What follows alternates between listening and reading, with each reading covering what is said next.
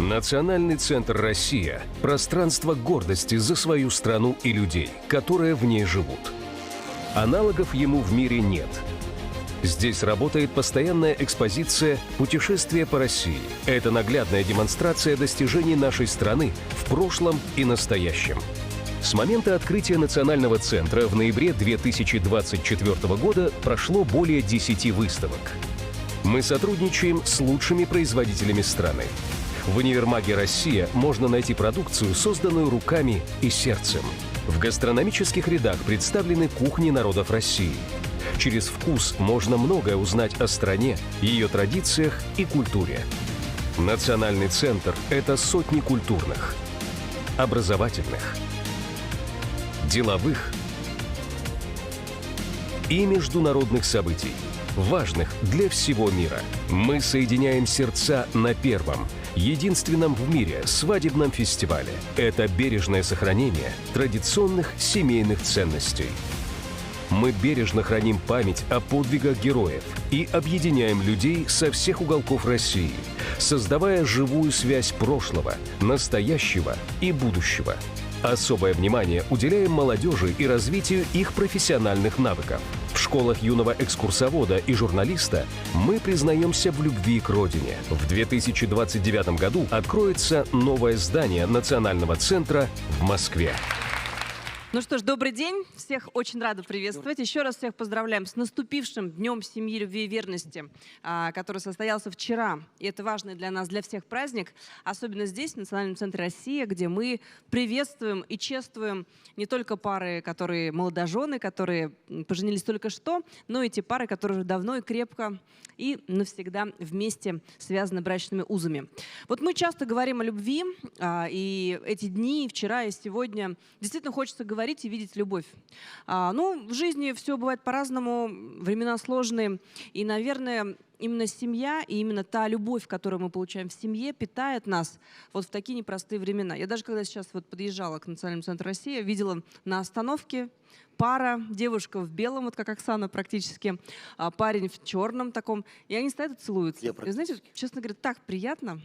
Вот какое-то серое небо смотришь, а когда вот это искренние, пронзительные чувства, это, мне кажется, просто это все общество делает счастливее, позитивнее и сильнее, что сегодня очень важно. Давайте мы будем говорить о любви. Мы говорим о любви во время свадьбы и чаще всего вспоминаем как раз вот эту картинку, когда молодые только-только, может быть, еще не до конца друг друга знают, но уже бесконечно друг друга влюблены, и они совершают такой важный шаг создания семьи. И вот эта любовь потом проверяется, наверное, каждый день, каждый год, каждую секунду и каждую долю секунды, потому что именно там, в семье, мы проходим самые счастливые, с одной стороны, а в то же время и самые трудные минуты и самые трудные этапы в нашей жизни. Вот мы сегодня будем говорить о разных парах, которые по-разному проходят свой путь. Кто-то из них еще только, так скажем, на заре своей семейной жизни. Мне очень приятно представить вам Алену Шатрову и Валентину Кучеренко. Валентин у нас является участником специальной военной операции. Пожалуйста, давайте их поаплодируем, поприветствуем новую семью. И также с нами ребята, которых мы очень давно любим, знаем, и любит и знает вся страна. Это наши потрясающие спортсмены в первую очередь. И за эти годы они доказали, что не только спортсмены, это просто личности мирового масштаба и уровня, и мы безмерно ими гордимся. Итак, с нами сегодня Роман Костомаров, олимпийский чемпион, двукратный чемпион мира, трехкратный чемпион Европы, заслуженный мастер спорта России и очаровательная Оксана Домнина, бронзовый призер Олимпийских игр, чемпионка мира, двукратная чемпионка Европы, заслуженный мастер спорта России. И вот у ребят столько регалий, но вот в отношении них не хочется вообще останавливаться. Мне хочется перечислять и перечислять, но это правда просто, честно говоря, гордость за то, что ребята из нашей страны, в нашей стране живут, и весь мир, конечно же, их знает и любит. Ну и вначале я бы хотела задать всем один такой общий вопрос. Что, по вашему мнению, делает семью по-настоящему крепкой? Любовь, доверие, общие ценности, ответственность или вот что-то еще, какой-то лайфхак, какой-то что-то, что чувствуете только вы и что думаете только вы. Давайте просто каждого человека спросим, каждый ответит. Давай, Алена, сначала ты. Всем здравствуйте. Для меня любовь, наверное, это душевность, разговоры обо всем и ни о чем. Самое главное, что это разговаривать друг Это с любовь. другом. А семья? Что семью делает крепкой? Вот что-то одно. Да, и любовь. Да. Все, отлично. Теперь Валентин. Всем здравствуйте. Мне кажется, что семья, наверное, общие какие-то ценности.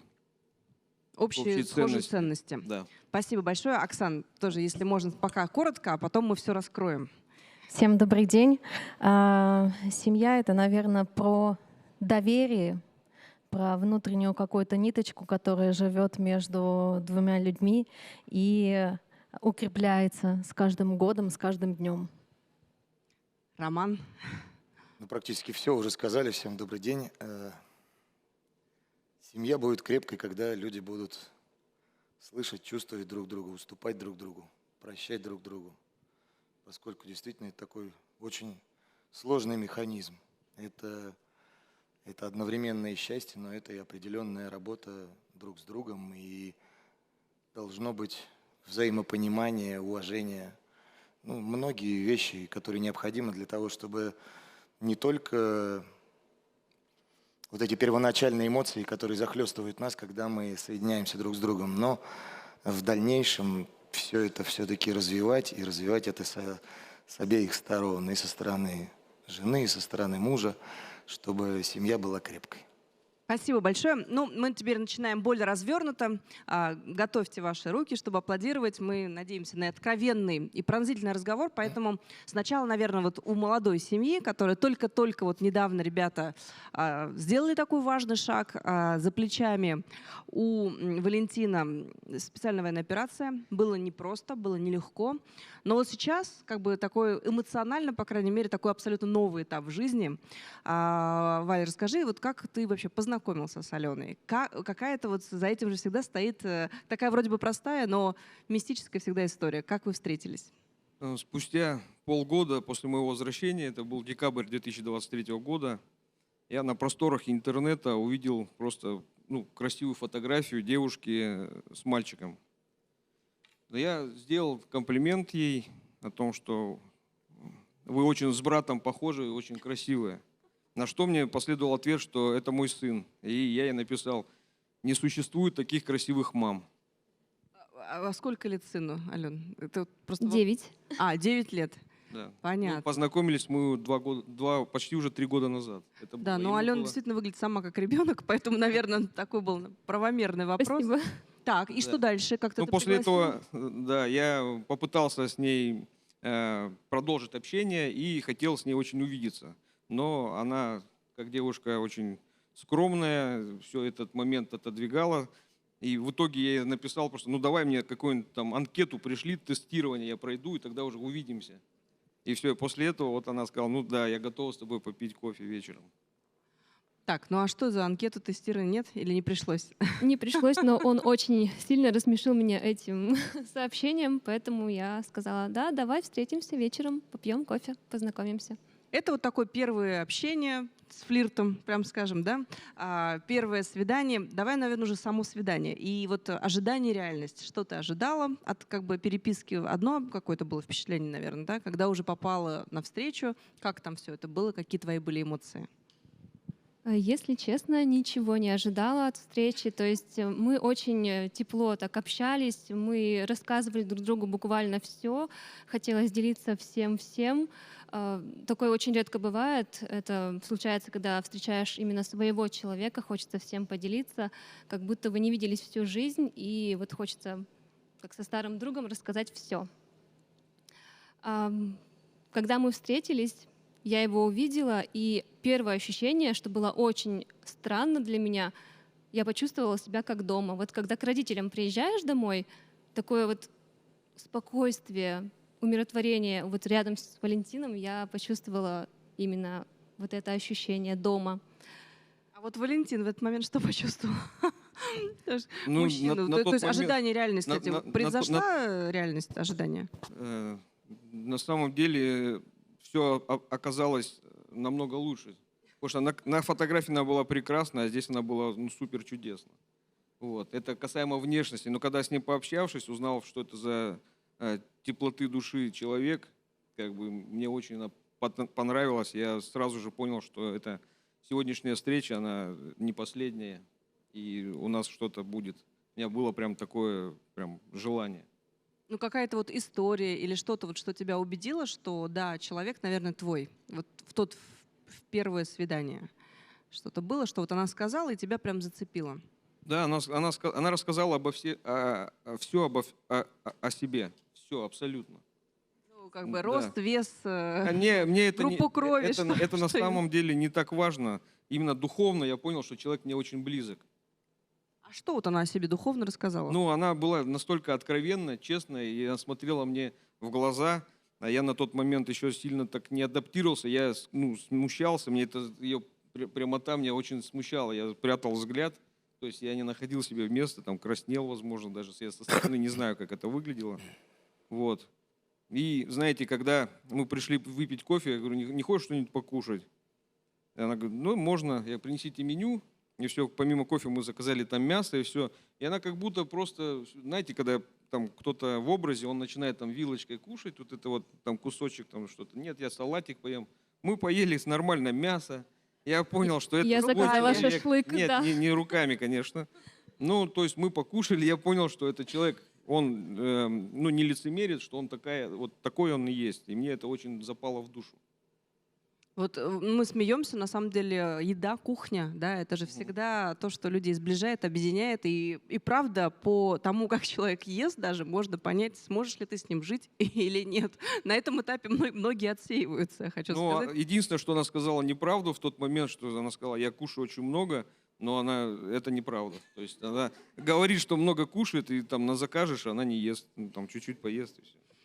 Ален, а сколько вы уже сейчас в браке, получается? По времени? В браке? Сутки скоро будут, да. Давайте поаплодируем. Посмотрите, у людей уже как бы жизненный опыт серьезный, солидный. Какие есть опасения у тебя? Понятно, что сутки прошли, ты еще радуешься в эйфории, но что-то внутри есть, какие-то опасения, там, страхи, тревоги? Что может быть сложным в браке? Видимо, я сейчас в такой эйфории, что никаких опасений за будущее Загипнотизировал чувствую, да, Валентин, я поняла. Ну, она немножко не договаривает, она знает уже все опасения, потому что это уже пройденный этап, мы прошли уже очень много, и спустя месяц, после того, как мы познакомились, встретились, мы уже начали жить вместе. То есть мы уже как семья существуем. То есть я принял ее Вот сколько ребенка. прошло времени вот с момента, как стали жить вместе уже? Вот. Получается 2 и 7. Уже почти 3 года, то есть, Да. да? Вы уже на 3-й год, считается, Да. поженились. Да. Вот, Валентин, что для тебя лично именно сам шаг расписаться, пожениться? То есть вот или ничего не меняется, как жили, так жили, мясо едим и едим? Вот как? Нет, ну сейчас у нас как бы совместный быт уже официальный, то есть там что-то не получилось уже, как бы, знаете, не такой ответственности нет, а сейчас ответственность уже более серьезная. Я должен соответствовать тому, чего ожидает семья. А чего ожидает семья у нас, Алена?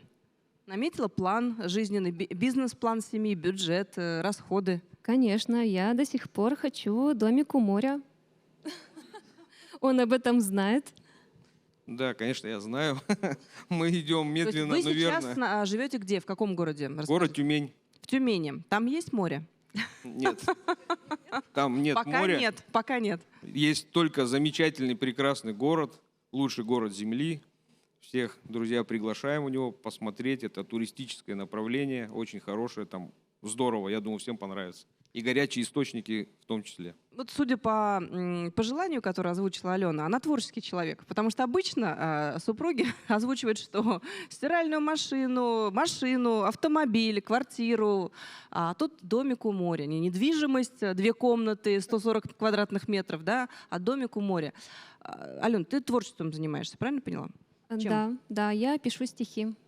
Давайте поаплодируем. Вот у нас молодое поколение очень талантливо, встречаются невероятные, на самом деле, просто таланты.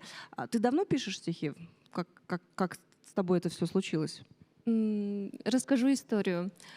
Я раньше не писала стихи, но вдохновившись, Валентин просто у нас поэт, после возвращения с СВО начал писать стихи, и когда я прочитала, вдохновилась, и у меня как-то оно само пошло.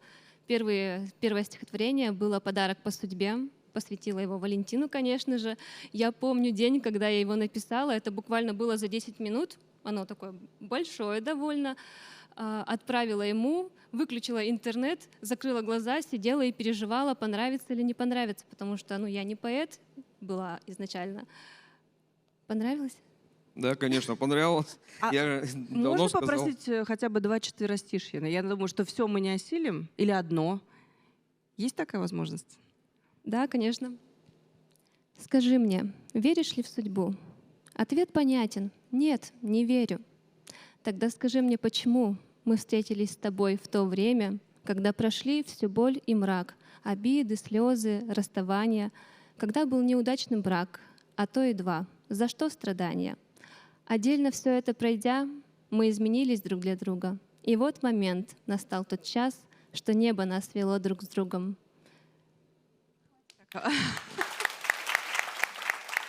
Это очень здорово.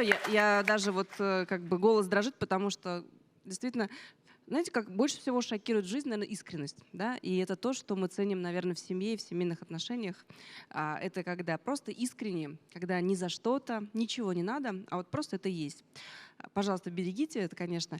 Валентин, ты тоже пишешь стихи, и у тебя это связано с войной, со СВО, насколько я поняла. Не обязательно. В последнее время, наоборот, у меня очень много произведений, которых я посвятил своей любимой. И вот как раз я ей посвящал, и она за счет этого вдохновилась, наверное, и в ответ уже сделала такое. Есть, конечно, и боевым товарищам, и поименно есть, и вообще нашей великой, могучей родине, и братству, Тюмени, очень много, на самом деле, и то, что аж это все в голове не держится, что я фиксирую на сайте. А вот ты, Алене, впервые признался в любви Да. тоже в стихах? Да. А можешь с Да.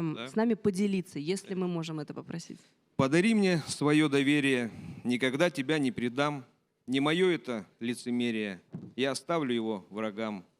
За тобой же я буду следовать в дождь, туман или январский снег. Веселиться пусть или бедствовать, только б вместе всю жизнь навек. С ума сойти. Слушайте, ребята, а вы вообще ссоритесь когда-нибудь? И если вы ссоритесь, вы тоже это в стихах делаете? То есть это «почему не вынес мусор?» Почему? Мы как все люди, конечно, есть моменты, которые мы обсуждаем, но мы привыкли, конечно, это делать только лично, разговором, глаза в глаза, все в диалоге. Потому что если это все дистанционно, по телефону или по СМС, мы друг друга не понимаем, и мы уже когда эта первая ситуация случилась, мы поняли, что нужно только рядом друг с другом. И у нас сразу все сглаживается, и все хорошо становится. А по телефону все это смерть. Так, а вторая сторона, Алена. То же самое, потому что по переписке мы вообще друг друга не понимаем, даже по звонкам не понимаем.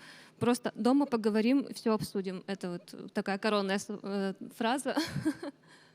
Я думаю, будет скоро сборник стихов «Дома поговорим». Все, что наболело, ребята, в интересной стихотворной форме. Слушайте, классно. То есть получается, знаете, как если у страны есть культурный код, да, говорят, наверное, у каждой семьи тоже есть свой какой-то код. И я так понимаю, что у вас этот код выражается в стихах, в творчестве. И для вас это тот кислород, наверное, которым вы вместе дышите, благодаря которому вы друг с другом общаетесь, разговариваете. Это очень чувствуется. У вас даже сами стихи похожи, как вы формулируете. Очень здорово. Еще раз аплодисменты нашей прекрасной молодой семье, но безумно опытной, потому что уже день как муж и жена, все понятно. Я хочу обратиться к тем, кто у нас сегодня присутствует в зале. У нас есть тоже молодая красивая пара, Егор Макаревич и Валерия Погулыч. Правильно сказала, да? Во-первых, ребятам нужен микрофон, да, чтобы отвечать на вопросы. Ребят, если вы немножко встанете, тогда, наверное, вас увидят, какие вы красивые. У вас необычное свадебное платье, чтобы даже там это было заметно. Так, тут, конечно, каждая семья свой какой-то путь проходит, да. Какие-то у вас тоже испытания уже были. Поделитесь своим опытом, что сейчас наболело, что хотите сказать. И как давно вы вообще женаты? Расскажите. Также сутки. Так, тоже очень, очень давно. Но знакомы мы уже 11 лет вместе. Сколько 11 лет мы знакомы, да. 11 лет? Знакомы. А вы что так долго думали? 11 лет думали. Так получилось. И первое наше, наверное, испытание было, я Егора ждала с армии. Ага, на срочную службу, да, Егор ходил? Сколько, 2 года, 1 год? 1 год. 1 год, да? Недавно это было, я так поняла. Нет, Давно. 9 лет назад, да. И тогда как-то у нас не получилось это все, и мы решили повременить. И вот временили... А почему не получилось, когда уже пришел Да, из армии, когда и Егор не пришел с получился армии, союз? да, потому что я пошла учиться и самореализовываться. Я сначала получила первое образование, потом второе образование, и тут я уже поняла, что То есть он просто Егор вовремя ждал тебя меня, остановил. да. Если я Егора ждала год, то Егор меня ждал уже целых 10 лет, получается. Вот я хочу послушать человека, который 10 лет ждал. Скажи, пожалуйста, Егор, то есть у тебя было абсолютно, ну что, никого вокруг не было? Или у тебя было какое-то осознанное желание, и оно вот так вот крепло все 10 лет? Это было осознанное желание. Я всегда хотел находиться рядом с ней. Почему? То есть, ну, мне человек этот запал в душу еще очень давно. Прям забрал душу. Конечно, И запал. не отдавал. Да. Ну какое качество? Что именно? Почему ты решил? То есть, ну мы можем людей любить, ценить, нам они могут нравиться, да? Но именно выбрать как свою супругу, как своего спутника на всю жизнь, почему она? Просто мне не хотелось никого видеть рядом с собой, кроме нее. Как же ты жил 10 лет? Да. С закрытыми глазами. Почему нет? Представлял Валерию. Да. Вот так вот. Да. А похожа ли Валерия, например, на твою маму? Или на кого-то из твоих родственников? Я бы не сказал. Нет. Думаю, нет. Ну все-таки, ну какое качество в ней? Понятно, что она все качество? только вот... За что? За что? Ждал? За что сейчас женился? Это творческий человек. Это человек, который обладает хорошим чувством юмора. Это эмоциональный человек. Я всегда говорю, что она очень эмоциональна. Если я более сдержанный человек, то она прям 10 лет сдерживался. эмоциональна. Конечно. Да. Вот. Если она огонь, то я буду как, наверное, ветер больше. Ну, что еще? Ну, вот смотри, ты 10 лет этого ждал, там, может быть, ну, разные периоды, еще что-то, но все равно 10 лет вы не были, что называется, уже до конца вместе, как муж и Мы жена. были как друзья. А, ты во френд-зоне был долго, да? Не прям френдзона. Ну да, можно так сказать. Давайте скажем, что это была 10-летняя френдзона. Ты себя как в этот момент успокаивал? Потому что ты же четко осознавал, что тебе хочется ее в жены, правильно? Правильно. Вот что ты себе говорил там? Я дождусь. Прям все 10 лет? Ну, думаю, да. А были вот отчаяния, что, ну, Нет, всё не было. уже? Не было? Не было. Слушай, он тебя бы еще 10 лет ждал. Такой человек. Слушайте, ну это супер здорово. Давайте поаплодируем. Это правда качество, которое будет помогать такой семье. И еще 10, и еще 10, и еще 10 раз по 10 лет. Вам хорошей семьи, классных Спасибо. детей и вообще всего того кайфа, который есть в любой семье, потому что, ну, нигде, мне кажется, ни в чем другом человек так счастлив быть не может, как в семье. И пусть все это случится с вами и всегда будет. Еще раз аплодисменты. Мы переходим к следующей нашей паре. Давно ждем этого момента. Вот мне написано по таймингу в 15:27, но вот я уже начну. Еще раз к нашим героям, к нашей потрясающей паре Роман Костомаров, Оксана Домнина.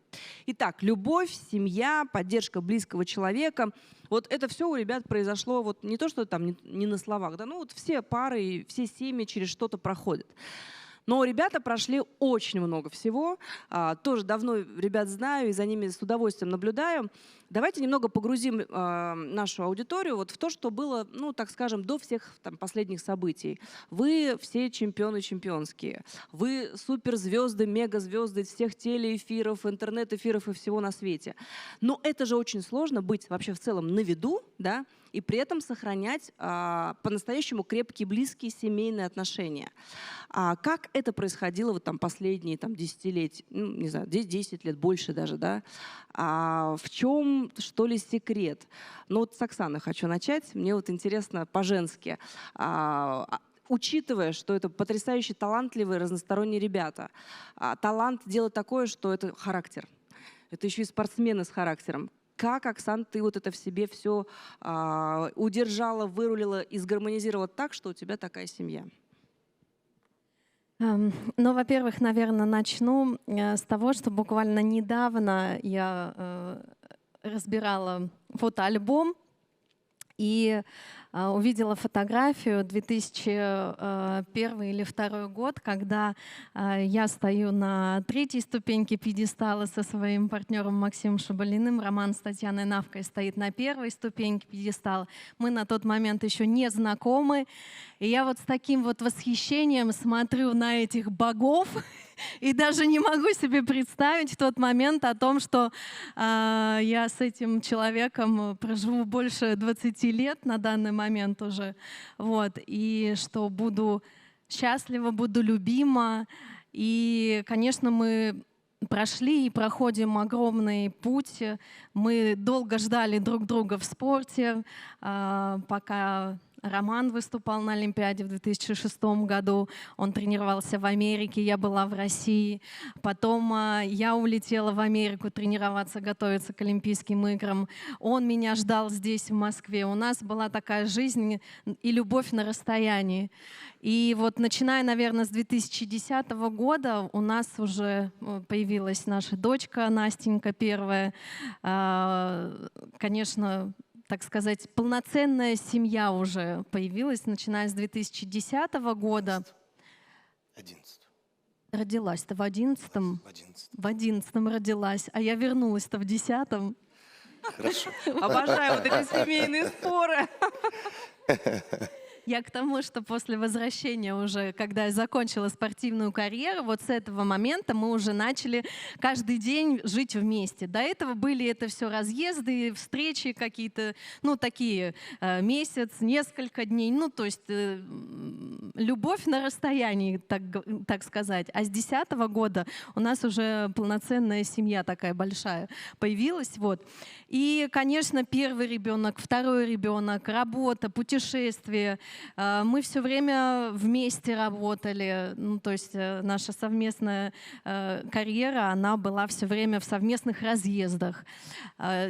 Где-то это прекрасно, где-то это не очень. То есть когда ты в молодости находишься с человеком 24/7, конечно, иногда бывает непросто. Приходится находить какие-то компромиссы, на что-то соглашаться, не соглашаться, чуть-чуть ругаешься, договариваешься, не договариваешься. Ну, то есть такой непростой путь был все равно до того, как самый непростой период нашей жизни сложился.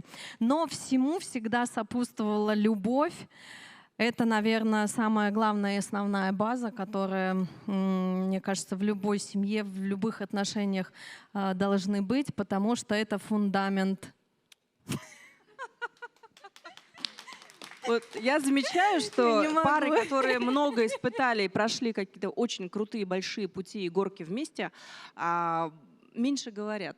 Вот нет, правда, я замечаю, что те, кто на самом деле знает секрет семейной жизни, они его не раскрывают, потому что они понимают, что это очень что-то священное, очень такое, то, что трогать нельзя. Но все-таки, вот для того, чтобы этот секрет вашего союза понять, кто из вас, например, более взрывной? Кто из вас по темпераменту? Или вы оба? У вас итальянская семья, и как бы взрыв эмоций, это для вас нормально?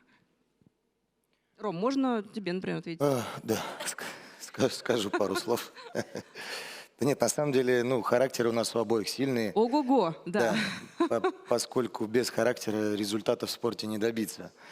И, наверное, все-таки этот характер больше проявляется, когда мы находимся на льду. Вот непосредственно в нашей, в этой сфере, атмосфере, в этом холодном пространстве. И, конечно, когда мы вместе где-то что-то делаем, или там выступаем, или готовимся к выступлению, ставим какую-то новую программу, то тут, конечно, иногда нас заносит, потому что никто никому не хочет уступать.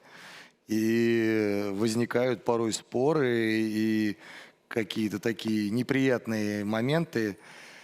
Но что касается жизни, то, ну, все-таки Оксана женщина, она ласковая, нежная, домашняя.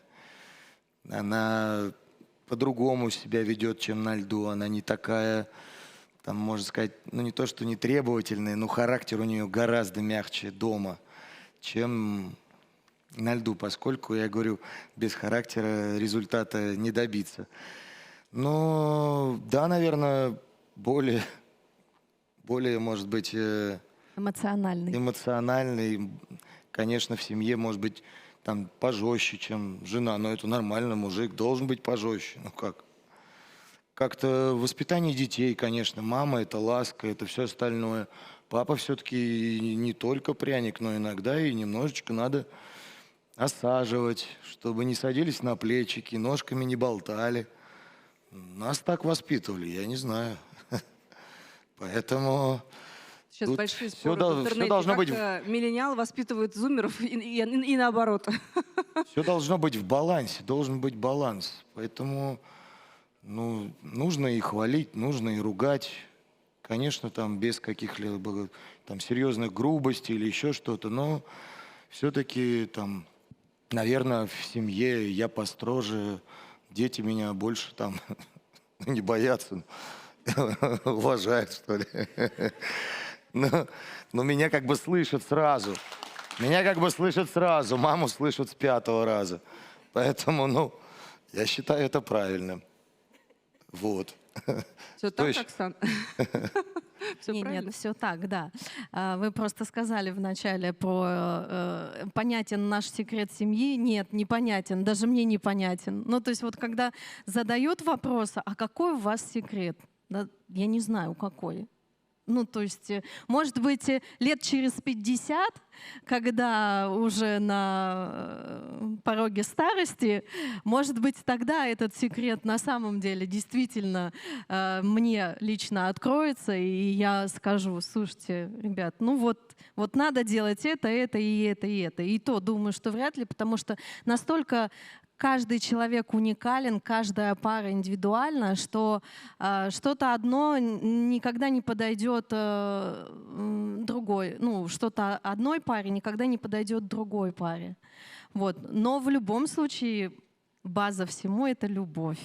Мы сами на стадии как бы обучения. Нам реально пока еще, Серьезно? ну, вроде как не 70, не 80, если, конечно, доживем. А Ну, официально сколько лет получается? мы официально с 2014 года, с 25 апреля у нас Это мы была обвенчались в обвенчались 2014. в 2014 году. А так мы с 2005 С года. 2005 года мы общаемся. встречались. Я уже окончательно запуталась. Я просто... То есть Ну, в общем, давно. 20 лет. 20 Давайте лет. побольше. 20 Больше лет. 20 лет. С ума сойти. 20 лет. Какие вы молодцы. Это очень... На фоне остальных ребят мы брачные ветераны. Точно. Даете советы новобранцам. Ну вот про секреты, да, действительно сформулировать сложно. Но ведь как спортсмены вы привыкли, наверное, в жизни ставить ну, какие-то цели. И жестко к этой цели идти. В семье получается ставить какую-то цель или там планку? Может быть, она есть какая-то у вас такая на всю жизнь планка, к которой вы стремитесь? Вот, Ром, Оксана, поделитесь, как вы это видите? Ну, мы все-таки создали семью, уже будучи оба успешными людьми, да, и прошли огромный путь в спорте, много гастролировали после спорта по всей нашей большой стране. У нас много было проектов телевизионных. В этом году 20 лет уже ледниковому периоду.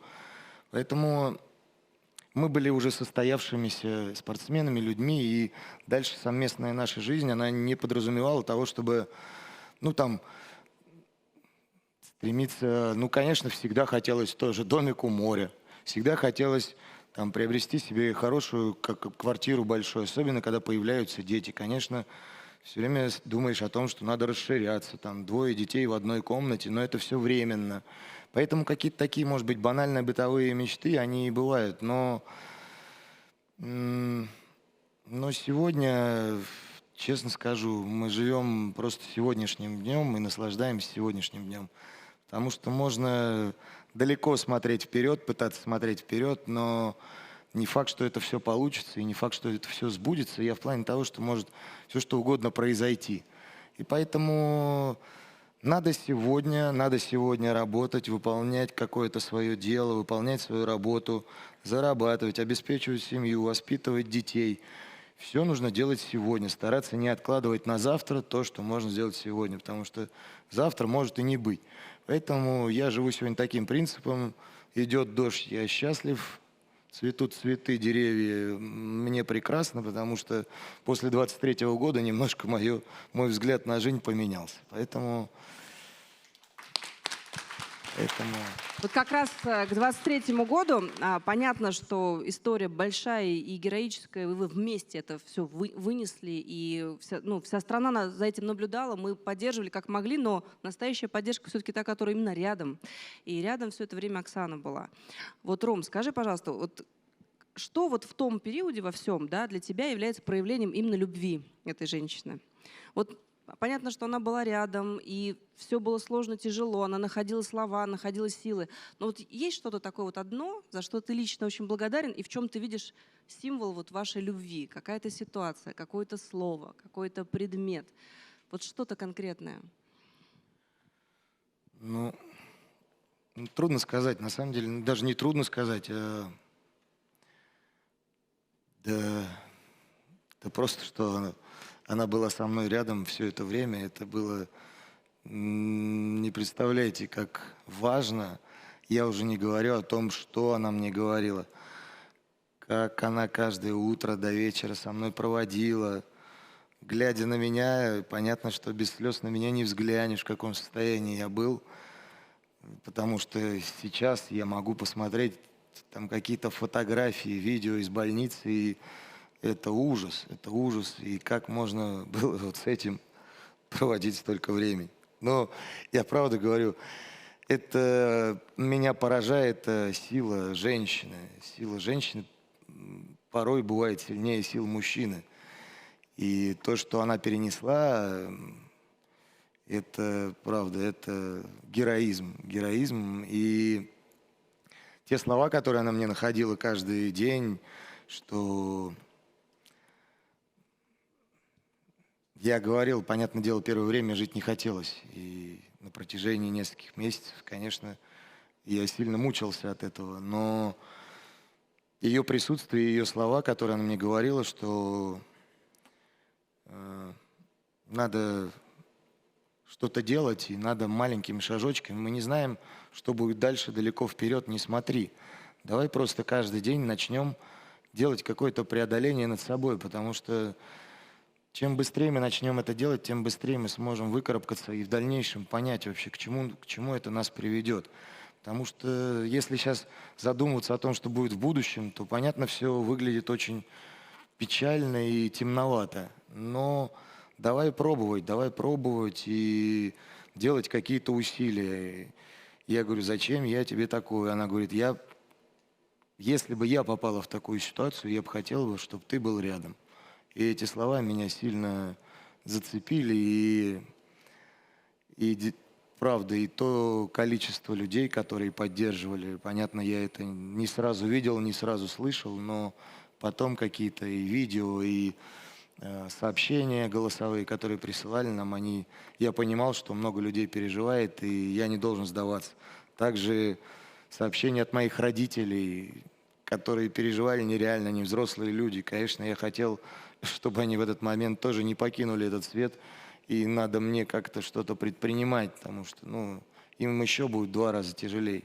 Дети поддерживали. И, в общем, семья – это самая сильная мотивация, которая тебя мотивирует на то, чтобы из самой сложной ситуации выбираться и вставать на ноги. Семья – это главное. Спасибо. Оксана, вот ты для женщины, вот извини, предварю твой рассказ. Конечно, ты знаешь, как бы ты вот прям олицетворение какого-то сверхчеловека. Вот даже не просто женщины, а вот просто сверхчеловека. Потому что именно в этой ситуации мы в тебе увидели вот просто такую сверхсилу. Сверхсилу любви, сверхсилу принятия ситуации, сверхсилу перевернуть эту ситуацию так, чтобы можно было из нее выкарабкаться. И вот, ты знаешь, я каждый раз, когда эту ситуацию анализировала, любая женщина себя, да, примеряет в любом случае. Мы когда смотрим, смогла бы я, не смогла. А ты сама от себя ожидала, что в тебе есть такая колоссальная сила? Она вот как бы появилась сразу, ты это почувствовала? Вы знаете, сейчас, спустя 3 года, конечно, можно говорить, наверное, о том, что какая-то сверхсила у меня, у меня есть, да. На тот момент, когда все это произошло, безусловно, мой мозг рисовал самые ужасные картинки, которые только могут быть. То есть, когда ты видишь своего родного, любимого человека, который лежит без сознания, просто в отвратительном состоянии, ты, ну, как бы только молишься о том, чтобы он выжил, и стараешься не думать о чем-то вообще, о том, что может быть впереди. Потом, когда состояние Романа начало уже улучшаться, и пришло понимание того, что необходимы операции, ампутации, вот это понимание того, что как человек, который там всю свою жизнь катался на коньках, ходил, бегал, работал, это, ну, для мужчины 45 лет, особенно зная Романа и его отношение вообще к себе, к требованиям к себе. То есть он безумно переживал, когда он упал, и у него пальчик плохо разгибался. Для него это была катастрофа. Катастрофа.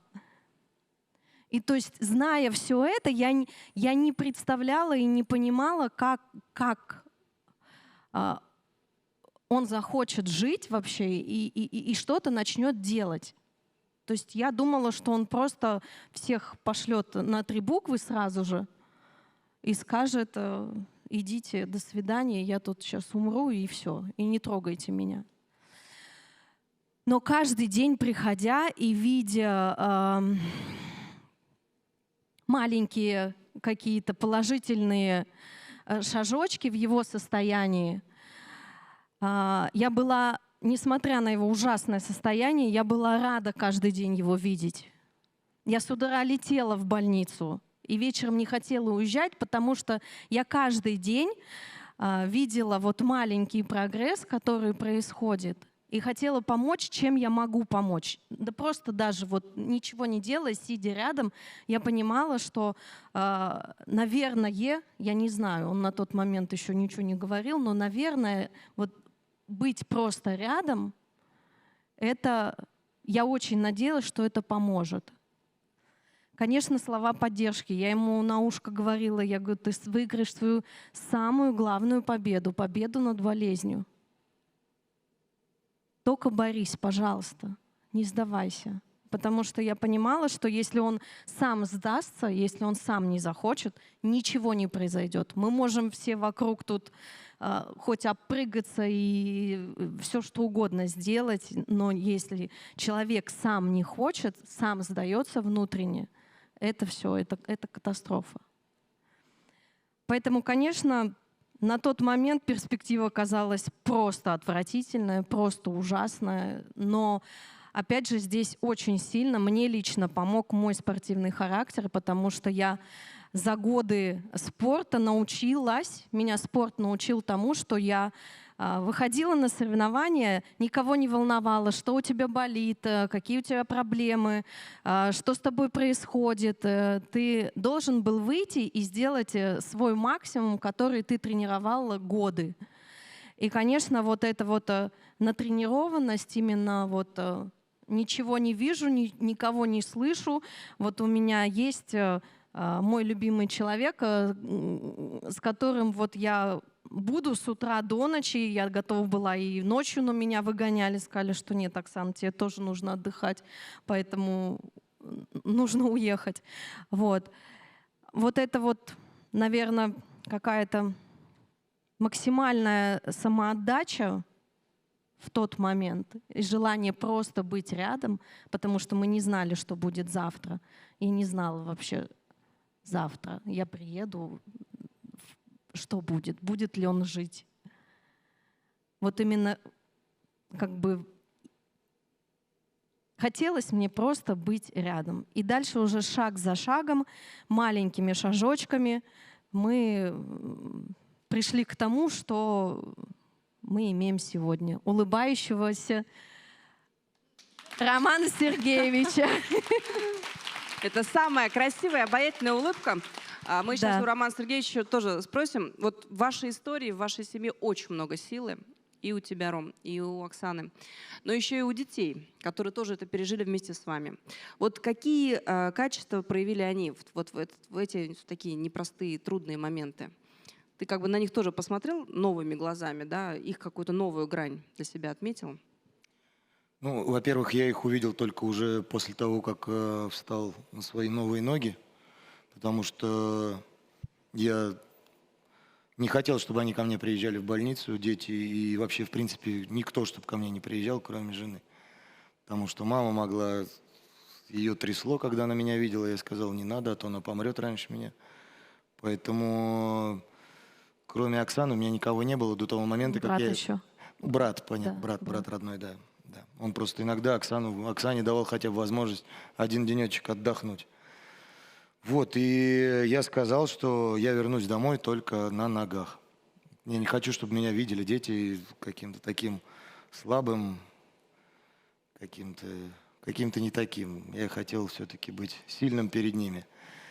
И я не знаю, как они себя проявляли в тот момент, когда я был полгода в больнице.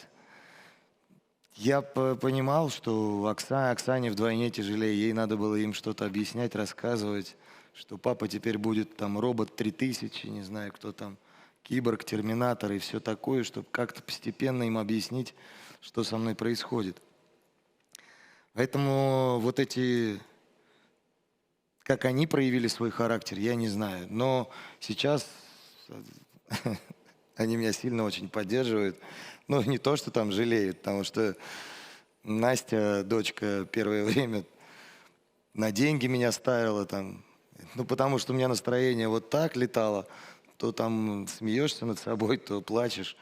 И как только ты плачешь, она говорит, папа, 3000 рублей там или 5000 Сколько рублей. накопила? Хотя ни разу не брала Ну, ни деньги, разу не брала, нет, но это просто было чисто... Это было такое, Такое Дисциплины. Дисциплины, да? дисциплина, да. папа, нельзя, пап, ну все, пап, 5000. Сын говорит, когда вернулся, он говорит, папа, а можно, чтобы у тебя еще голова на 360 крутилась? Я говорю, сынуль, подожди, дай с этим разобраться. Поэтому дети поддерживают, они еще маленькие, наивные, но все понимают, и сын, и дочка, они, конечно, где-то что-то помогут, где-то там, если я попрошу, конечно, что-то принесут. Но я стараюсь быть самостоятельным, пока это возможно, потому что я к этому привык. Точно киборг. Оксан, тебе вообще ни минуты было не расслабиться, потому что ты пришла в палату, в больницу, тебе нужно как коуч, как тренер, который мотивирует, да, ставит задачу, сегодня мы делаем это, достигаем, мы молодцы. И приходишь домой, а там тебе нельзя сдаться, потому что тебе нельзя показать слабость перед детьми. Это же самое вот это страшное, когда ты даешь слабину, хотя ты чувствуешь, что вот в любой момент можешь разреветься, сдаться, просто взрыв эмоций. Они как себя проявляли? Вот, и что-то, может, неожиданное тоже, да, ты замечала? Как они по-взрослому или по-детски? Вот как они реагировали? Ну, конечно, первое время они всю информацию знали с моих слов. То есть, приезжая домой, я старалась находить адекватные для их понимания слова происходящего. И когда я поняла уже, что необходимо им рассказать про операции, я долго консультировалась и с психологом, и в больнице тоже с врачами, как вообще с детьми разговаривать, как им сказать о том, что у папы не будет ножек и ручек. Ну, то есть, как вот ребенку можно в 10 в 7 и 12 лет, да, можно объяснить вообще, почему, как и чего. И это был самый сложный, наверное, разговор в моей жизни, потому что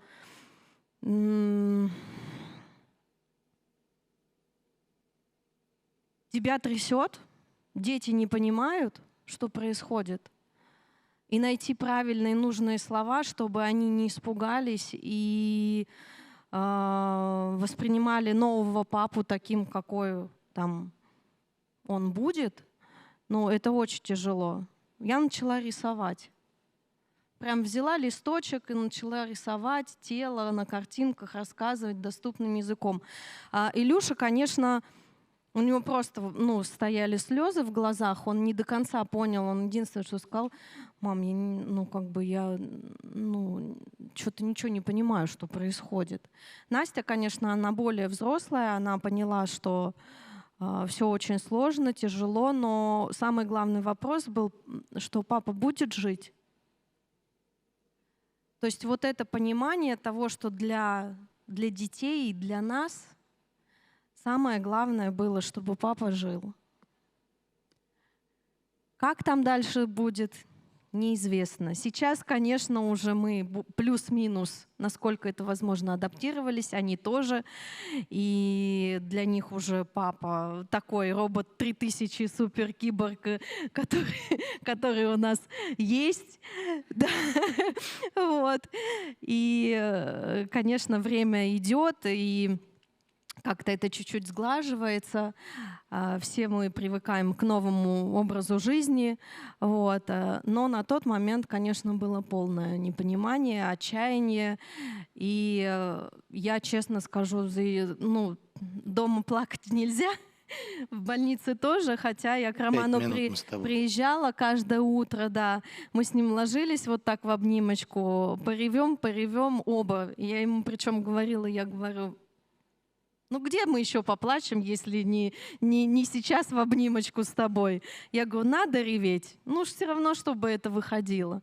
И вот мы с ним поплачем, и потом начинали завтракать, заниматься. И вот так мы через слезы выписались из больницы спустя 6 месяцев. Вы знаешь, Оксана, вот и Рома, мы вам просто желаем простого человеческого счастья для вашей семьи. Невероятно сильный, невероятно мужественный. Просто нет даже других таких примеров. И мне кажется, что еще очень важно, что сегодня, когда идет специальная военная операция, к сожалению, семьи проходят такие ситуации. Ребята возвращаются в разном состоянии. И тоже там я как военкор всегда и видела госпитали, в которых ребята еще без семей проходят реабилитацию. Происходит это очень тяжело. Вот без семьи, без супруги, без просто вот близкого человека, если честно, это почти невозможно. И когда мы были в реабилитационных центрах, вот я видела ребят, у которых не то, что глаза не горят, просто было видно, что как будто бы человек, он вроде бы живой, но он не живой. И глаза ничего не изображают. И так было страшно. Я всегда, хороший очень центр реабилитационный, невероятные вещи творят. Ребята молодцы. Но я говорю, а как надо же там душевно к каждому подойти. Вот у вас там, допустим, 30 ребят. И вот хозяйка этого центра, она говорит, а я с каждым сижу и по часу разговариваю. У меня расписание. Я к каждому прихожу и час разговариваю. Даже с теми, кто не говорит, кто вообще молчит. Очень часто ребята закрываются и просто не могут саму ситуацию вот именно морально пройти. Поэтому ваш пример — это просто пример для тех, кто сейчас в такой непростой ситуации. И кто это проходит и только-только в это вступил. И, может быть, думает, что выхода нет.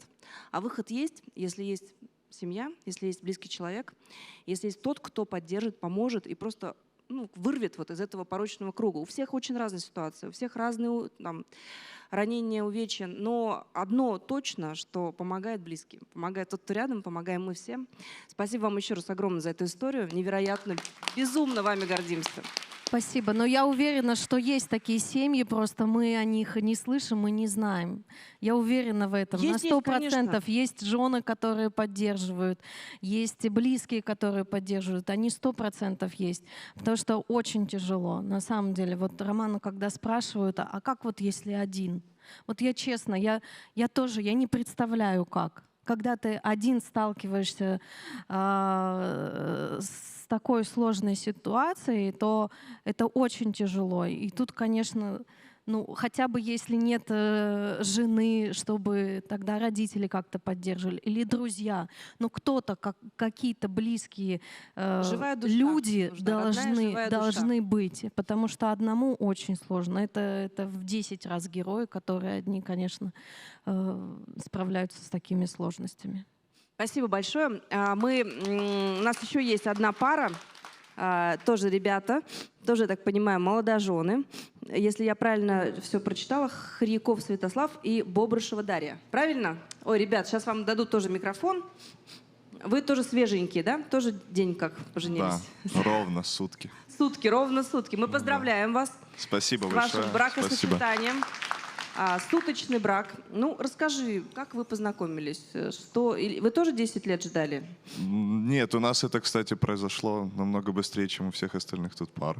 Мы, наверное, самая молодая из всех представленных. Мы Через сколько познакомились поженились-то? полтора года. Через 1,5 года? Да. Так, расскажи, как всё это было? Познакомились, кстати, очень похожая история на пару, которая сидит перед нами. Вот нас свели друзья, тоже чашка кофе, одно, второе, третье свидание и предложение. Причем я до сих пор не понимаю, как я на это решился, как это у меня произошло. Зомбировали тебя, да? Ну вот я абсолютно не волновался, наверное, я сейчас волнуюсь больше, чем когда делал предложение. Это вот настолько все легко протекало, как будто оно так и должно было быть. И Дарья даже не задумывалась. Ну, вот за нее не надо рассказывать, Даша, давай, ты сама. Хорошо. Сейчас Дарья как раз расскажет, как ей было. Ну да, для меня было очень шокирующе, удивительно то, что предложение поступило буквально спустя год отношений. Я этого абсолютно не ожидала, конечно. Ну, честно, любая девушка всего ожидает.